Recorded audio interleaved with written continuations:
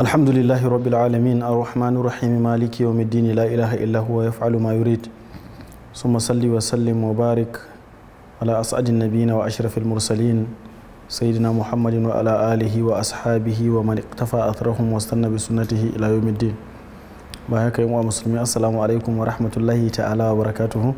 Barkanmu da sake saduwa a wannan shiri namu mai albarka na ga shawara.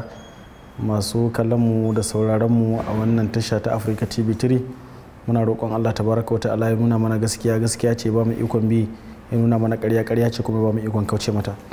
In wa musulmi, kamar yadda muka sani, wannan fili ne da muke ba da shawarwari dangane da abin da ya shafi wato ainihin rayuwa ga baki ɗaya, sawa'ar rayuwar duniya ce ko kuma rayuwa ce wato ainihin ta shafi rayuwar lahira. Shawarwari ne muke bayarwa dangane da yadda za mu inganta rayuwarmu, yadda kuma za mu inganta al'amuranmu, ya zamanto tsakaninmu da Allah tabaraka wa ta'ala ba mu sa wata matsala ba, ko kuma ya zamanto muna lafiya zama tare da ubangijinmu. Yau insha Allah shawararmu za ta karkata zuwa ga wato manoma masu aikin noma. Lallai su ma suna daga cikin wato ainihin waɗanda Allah tabaraka wa ta'ala ya baiwa ta musamman. Allah tabaraka wa ta'ala ya sa mutum a matsayin manomi. Allah tabaraka wa ta'ala ya taimake shi, saboda hanya ce daga cikin hanyar neman halal wanda haramun ma bai cika kutsawa cikinta ba da yawa. Saboda wannan noma ne mutum zai yi, ya noma ya kashe kudinsa ko kuma ya sa karfinsa ya noma abin da ya samu, ya taimaka wa kansa ya kuma taimaka wa iyalansa. Sannan kuma idan abinsa ya kai zakka, ya fitar da zakka ya bada ita ga waɗanda suka cancanta. To kaga wannan yana nuna maka cewa lalle shi dan kasuwa wani mutum ne wanda Allah tabaraka wa ta'ala, wafwan manomi wani mutum ne wanda Allah tabaraka wa ta'ala ya masa albarka a rayuwa da ya daura shi akan wannan tafarki na sana'ar noma. To zaka samu noma dai kala kala ne, akwai mai karamin karfi da kuma babban karfi da kuma wanda suke yin noma na eka waɗanda suke yi da kayan agric da sauransu. To duk dai shawarwari za a bayar na gabaki daya dangane da manoma wajen taimakawa waɗanda ba su da shi da kuma yin kokari wajen fitar da wato ainihin zakka. Daga cikin abin da zama na korafi a kai, lalle yawancin manoma waɗanda suke marasa karfi kuma su suka fi yawa. To galiban zaka samu mutum zai je ya shiga cikin aiki ne na wahala, tare da wannan kuma ya ajiye wato ainihin ibadojin da ya kamata yi wa Allah tabaraka wa ta'ala. To wannan yana nuna maka cewa lalle wani zai tafi gona a inda yake gona babu masallaci babu komai, kuma wani zai je ga baki ɗaya ba zai ma yi sallah ba har sai misali idan an dawo gida zaka samu anan za a hada azhar da la'asar da magariba, an iso gida kusan isha sai a hada ga baki ɗaya a yi sallolin duka. Kaga kenan an kare a neman duniya, mutum ya tafi gona bai yi wa Allah tabaraka wa ta'ala bauta ba, abinda Allah ya wajabta masa bai yi ba, kuma yana tsammanin Allah tabaraka wa ta'ala ya masa albarka a wato ainihin abin da ya saka a gabansa. To wannan ne yasa ya kamata mu ba wa juna shawara, su waɗanda suke harkar noma ya kamata su gane cewa akwai muhimmanci wajen mutum ya halarci sallar jama'a a rayuwarsa. Idan kuma ya kasance mutum mai kiwo ne ko mai yawan zama a gona ne, to ya zamanto cewa zai iya yin sallan akan lokacinta a lokacin da wato ainihin yake gona, sai ya bar aikin da yake yi sai ya zo ya yi sallah, in ya so ya koma ya ci gaba da wato ainihin wannan aikin. Idan ya zamanto cewa suna da yawa, suna iya tada jam'i a inda suke a cikin gonar domin a ci gaba da rayu wato ainihin sallah a cikin jama'a. To abin da nake lura da shi shine sai ka samu galiban mutane wasu za su tafi noma su je su yi ta yi amma ba su yi wa Allah tabaraka wa ta'ala bauta ba. To suna cire albarka ne daga cikin abin da suke aikatawa. Don haka shi yasa manzon Allah sallallahu alaihi wa alihi wa sallam yake cewa iza tabayatum bil'ina wa akhastum bi aznabil baqar, sai yace warjitum bizar'i, sai kuka yadda da wato ainihin noma, ya zama kun manta da addinin Allah tabaraka wa ta'ala, taraktumul jihad fi sabilillah, kuka cire kwazo wajen ɗaukaka addinin Allah tabaraka wa ta'ala.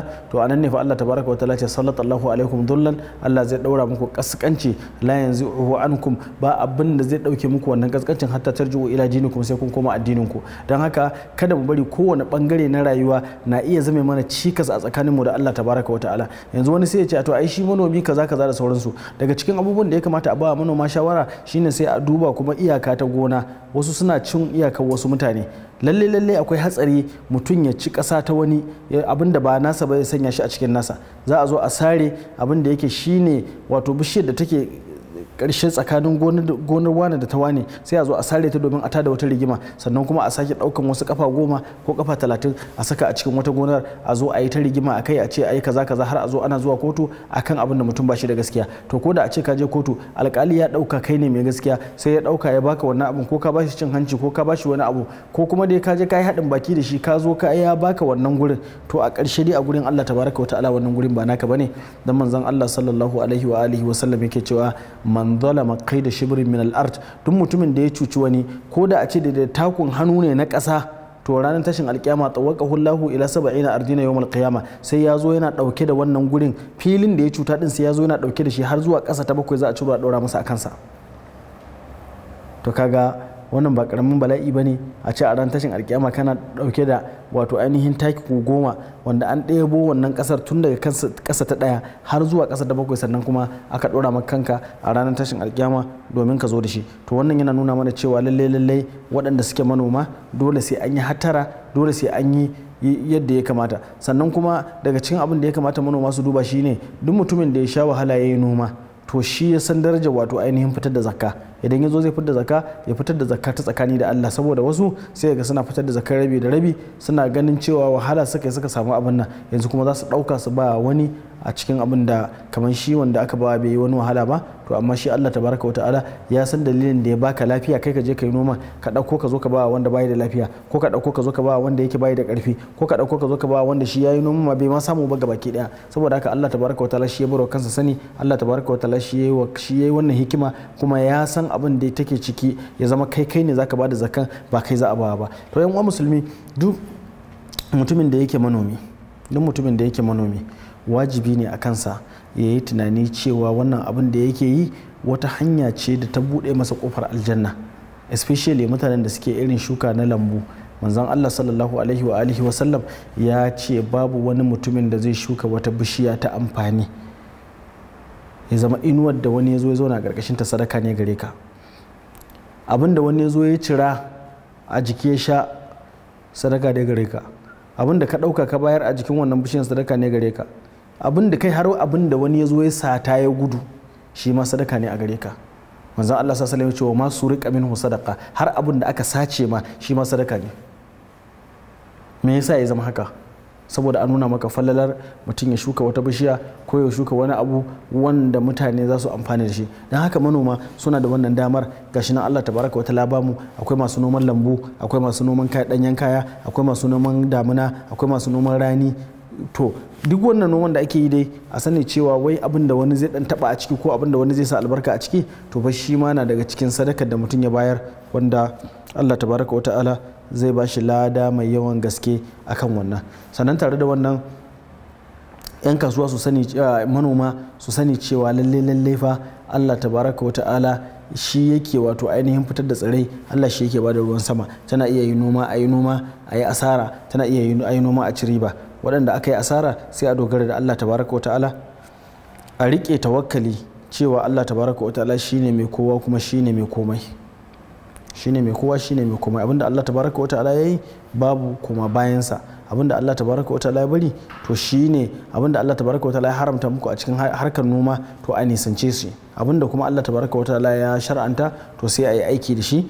Kuma a amfani da takin zamani da abin da ya kama da wannan duka bai da wani illa addini, idan dai ba wai kasancewan abincin ne da ake nomawa shine zai iya zama wani lokaci ya zama da dan illa, tun da abu ne da yake ƙara yi masa abin da zai nuna a sati 2 sai a ce ya nuna a sati 1 ko wani abu mai kaman wannan. To amma bai da wani haramci kamar yadda wasu zaka ji suna tambaya wai cewa amfani da takin zamani ko amfani da wani abu na zamani a cikin harkar noma shin yana da wani haramci ne ko wani abu mai kaman wannan, tunda an ce yana cutarwa. Ai ba shi yake cutarwa da kansa ba, kawai dai bai da wani haramci, za a iya amfani da shi. Sannan kuma za a ci gaba da wato ainihin ayyuka kamar yadda aka saba ba tare da wani cikas ba, sai idan wani abu ya fito na sarari wanda yake nuna cewa wannan abubuwan akwai haramci a cikinsu, to sai a yi wa mutane bayani. Amma a yanzu a zahiri babu wani bincike da ya nuna cewa waɗannan abubuwan akwai wani haramci na aiki a cikinsu ko wani abu ko aiki da su ko wani abu mai kamar haka. To saboda haka ya uwa musulmi, dukkan manoman da suke noma su yi kokari su yi tunanin talakawa waɗanda ba su da shi a cikin zukatansu. Allah subhanahu wata'ala ya nuna min wani bawan Allah wanda yana da gonaki kusan guda 5. A cikin gonaki guda 5 nan guda 4 su ne nasa, amma guda ɗayan nan ana noma ta ne kawai saboda waɗanda ba su da shi. Da haka ran da aka ce za a yi girbi to kowa zai je garin gonar abin da ka girba shikenan, abin da kai ma za ka ɗauko ka tafi da shi gida kenan, ya zama shine uban marayu wanda yake taimaka musu. To kaga irin waɗannan bayan Allah kamar magabata ne da cikinsu wani yake cewa laula alfukara, idan ba dan waɗanda suke marasa shi ba mattajartu, ya ce da ba zan yi kasuwanci ba, inda dan kansa ne yana da abin da zai ci, yana da abin da zai rike iyalansa da shi, yana da abin da zai bayar. To amma yana kasuwanci ne saboda waɗanda suke ba su da shi. Idan wani ya zo sayan abu a masa sauki, idan kuma gashi ana samu kuma ana bayarwa, to duk dai wannan na daga cikin abubuwan da ya kamata a ce mutane sun duba kuma an yi la'akari da shi. To lalle masu noma gudumawa ku a cikin al'umma tana da yawa, don kusan ku ne ma kashin baya na wato ainihin al'umma ga baki daya. Domin duk da aka ce babu abinci to kaga al'umma hankali ya tashi, amma in aka ce akwai abinci a yalwace to a nan ne fa zaka ga kokarin mai tahajjudi, zaka ga kokarin sa, mai sallah zaka ga kokarin sa, mai ibada zaka ga kokarin sa. Amma duk da aka ce babu abinci to duk sauran abubuwan nan su ma sai sun tabu. To saboda haka a dage da yin noma, a nemi abin da wato ainihin mutane za su ci kuma da waɗanda mutane za su saya, tare da nuna cewa wannan tafarki ne na halal wajen neman abinci a tsari na addinin musulunci, kuma ba wani abu ne a cikinsa wanda zai kawo wani haramci na kai tsaye ba. Don na gaya muku cewa shi akwai wato abin da ake tsammani na hatsari a cikin harkar noma bai da yawa sosai kamar yadda ake tsammanin sa da yawa a cikin harkar kasuwanci ko kuma a cikin wasu harka na wasu ayyuka. To saboda haka wajibi ne manoma su yi wa Allah tabaraka wa ta'ala godiya akan abin da Allah ya basu, kuma su dinga addu'a duk abin da suka shuka Allah tabaraka wa ta'ala ya haɓaka shi, Allah tabaraka wa ta'ala ya albarkace shi, Allah tabaraka wa ta'ala ya taimaka mana gabaki daya. Idan muka lura za mu ga cewa galiban daga cikin manoma wasu mutane za ka samu cewa sun yi noma suna ajiye kayan abinci, ana jira lokacin da kayan abinci zai tsada sannan a sayar, ko kuma a ce a saya lokacin da yake araha sannan kuma a bari idan ya dan karan tsada sai a sayar. Wasu malamai sun ce saya ka ajiye ba damuwa bane, idan lokacin da ka tashi bukatan ka fitar da shi ka sayar da shi a kasuwa, sawa'an ko ya tashi nawa ko ya kai nawa. Amma tarabbusi na cewa ai babu ne ya saka maka dauka maka ajiye, to wannan fa shine fa inda matsala take. Kawai saboda mutane idan suka shiga halin babu dole abin nan zai tashi, to kai kuma sai ka tare abin gabaki daya a wajen ka ajiye, kana jira sai mutane sun yadda cewa abin babu shi, ana neman su sai ka samu farashin da ka ga dama ka sayar. To anan da fa malamai suka ce wannan abin haramun ne kai tsaye, saboda akwai cutar da al'umma a ciki, akwai tozarta su a ciki, akwai kuma rashin tausayi a cikin wannan. Don haka wajibi ne dukkan wani manomi ya san cewa idan ya ajiye waɗannan abubuwan domin amfanin sararin da ya tashi ya ce zai sayar babu matsala, amma don mutum ya tara yana jira sai lokacin da al'umma suka rasa sannan zai fitar, kaga an ana canja buhu, ana ta sa masa kemikal, ana ta kaza da sauransu, duk dai ana jira sai lokacin da ya yi tsadan bala'i sannan za a saya. To a irin wannan ne malamai suke haramtawa. Don haka a yi iya kokari wajen karewa tausayin al'umma da tausayin talakawa da tausayin waɗanda ba su da shi ya zama ya fi yawa a cikin rayukanmu. Allah tabaraka wa ta'ala ya taimake mu mana muwafaqa. Wassalamu alaikum wa rahmatullahi ta'ala wa barakatuh.